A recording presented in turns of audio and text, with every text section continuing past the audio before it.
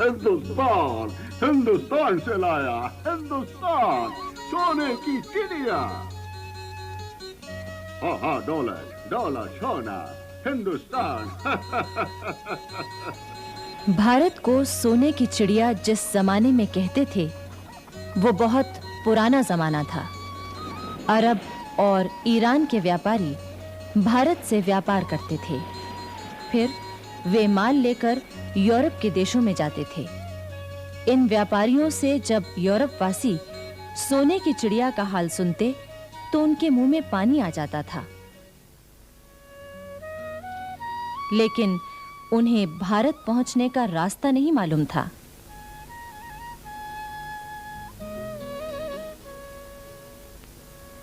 आखिर एक दिन कोलंबस नामक यात्री भारत की खोज के लिए निकला, लेकिन अफसोस उसने पश्चिम का रास्ता पकड़ लिया और वो जा पहुंचा अमेरिका। बस लगभग इन्हीं दिनों पुर्तगाल से भी एक यात्री सोने की चिड़िया खोजने चला था। 22 मई 1498 को उसका जहाज मालाबार तट पर कालीकट पहुंचा।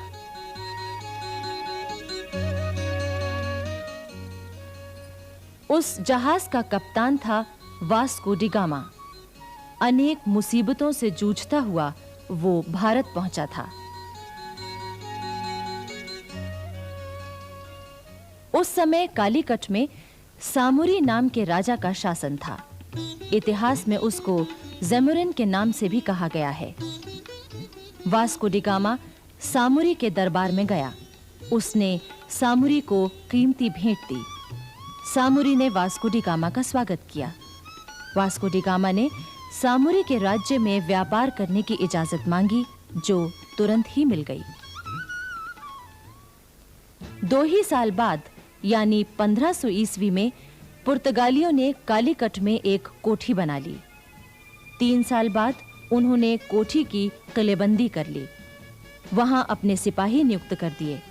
बहाना ये था कि ये काम वो अपनी रक्षा के लिए कर रहे हैं। वहां एक फौजी अफसर अल्बुकर्क को किलेदार बनाया गया। दरअसल ये पुर्तगालियों की एक चाल थी। सन 1506 में उन्होंने गोवा से बंगाल तक अपना व्यापार फैला लिया।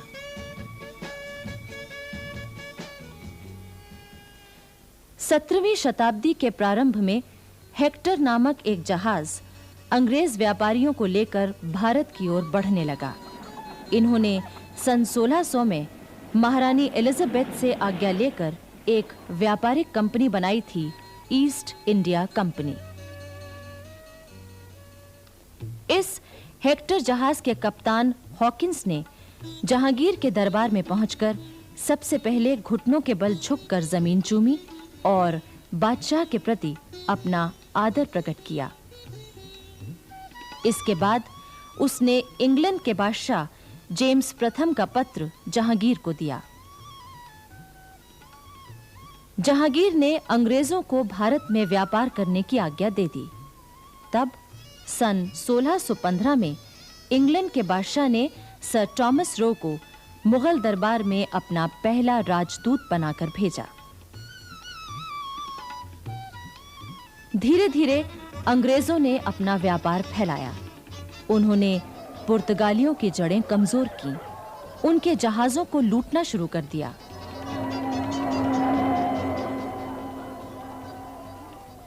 औरंगजेब के समय में तो उन्होंने कोठियां भी कायम कर लीं और अपनी हिफाजत के लिए किलेबंदी भी कर ली। इसी बीच भारत में फ्रांसीसी भी आए। उन्होंने भी अपना व्यापार फैलाया और जड़ें जमानी शुरू कर दी। उस समय उनका मुखिया था दुमास। औरंगजेब की मृत्यु के बाद मराठों ने कर्नाटक पर हमला किया। फ्रांसीसी कंपनी के मुखिया ने अपने सिपाहियों के जरिए कर्नाटक के नवाब की मदद की। मराठे हार गए। कर्नाटक और दिल्ली के बादशाह दोनों ने खुश होकर दुमास को नवाब की उपाधि दे दी। 2000 सवारों का सेनापति भी बना दिया। सन 1741 में दुमास की जगह डुप्ले नामक फ्रांसीसी कंपनी का हाकिम बन गया। ये बहुत चतुर सेनापति था। दरअसल डुप्ले पहला यूरोपवासी था जिसके मन में भारत में यूरोपीय साम्राज्य कायम करने की बात आई। डुप्ले ने उस समय के भारत की दो कमजोरियों का फायदा उठाया। एक तो ये कि यहाँ के देशी राजा नवाब आपस में लड़ रहे थे। दूसरे ये कि उस समय राष्ट्रीयता की भावना लोग भूल गए थे।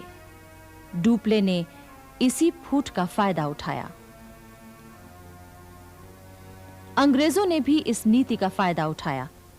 उन्होंने न सिर्फ फ्रांसीसियों को कमजोर किया बल्कि देशी राजाओं को लड़ाने और फिर उनमें से किसी एक की मदद करने की नीति अपनाई।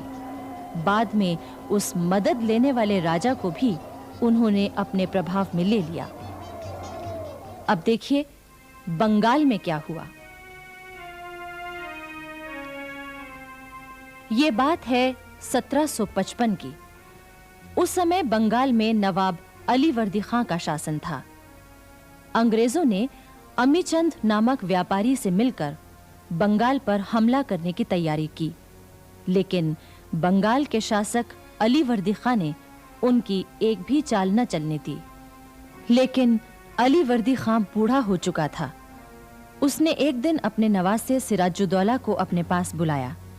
सिराजुद्दौला उस समय 24 बरस का था और वही अलीवर्दी खां का उत्तराधिकारी भी था।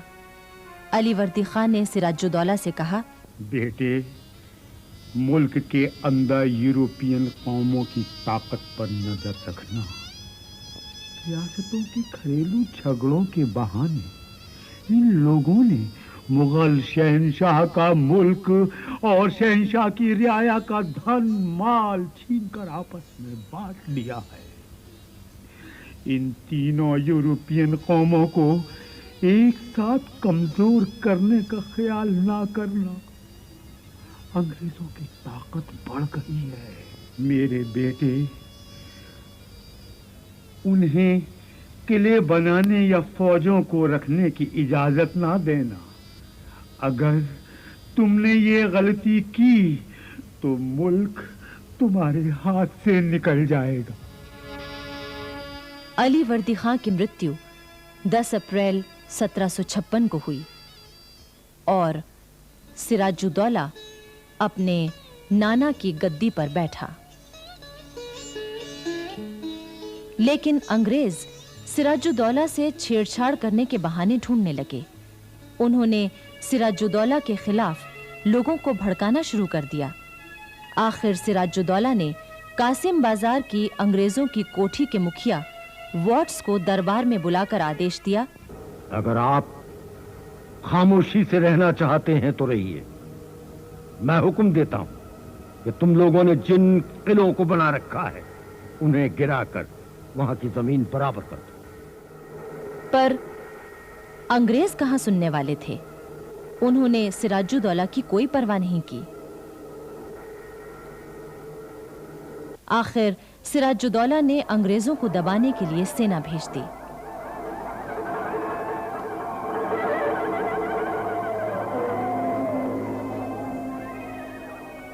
अंग्रेजों को बंदी बना लिया गया।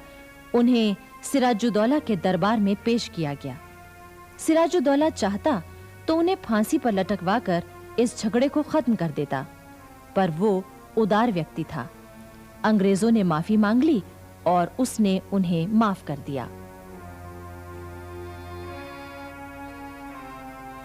पर सिराजुद्दौला के साथ धोखा, छल कपट और साजिशें करने में एक अंग्रेज अफसर बहुत तेजी से काम करने लगा।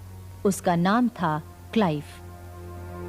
अंग्रेजों ने सिराजुद्दौला के विश्वास पात्र अनेक सेनापतियों तथा प्रमुख लोगों को लालच देकर अपनी ओर मिला लिया।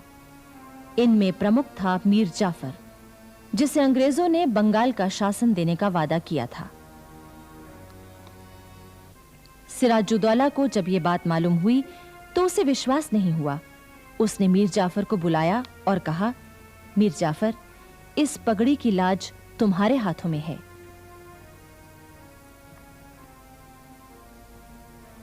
मीर जाफर ने बड़े आदर के साथ पगड़ी लेकर वापस सिराजुद्दौला को दे दी और वफादारी की कसम खाई।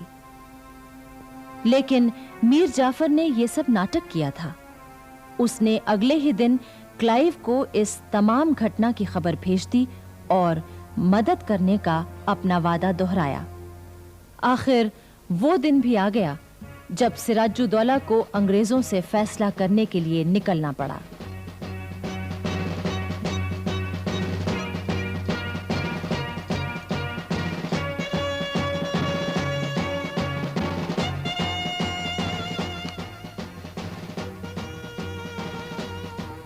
जून 1757 प्लासी में अंग्रेजों और सिराजुद्दौला की सेनाएं युद्ध के लिए आ गईं। भारतीय इतिहास का ये अत्यंत महत्वपूर्ण दिन था और युद्ध शुरू हो गया।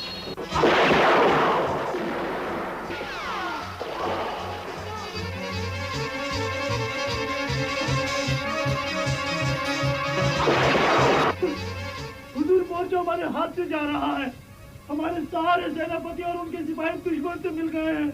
सिर्फ मीर मदन हमारे साथ हैं।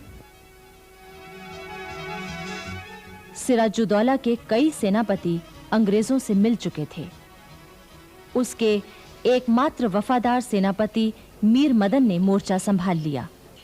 जब तक वो जिंदा रहा, युद्ध में अंग्रेजों के पैर नहीं जम सके। लेकिन मीर मदन के मरते ही सिराजुद्दौला का हौसला टूट गया। वो बड़ी मुश्किल से हाथी पर सवार होकर वहां से बचकर निकल सका।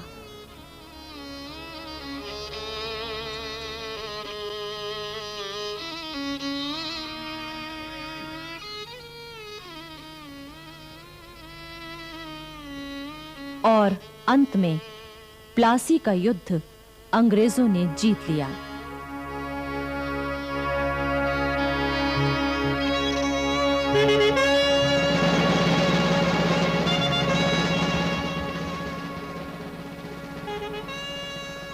भारत में अंग्रेजी राज की नींव पड़ गई।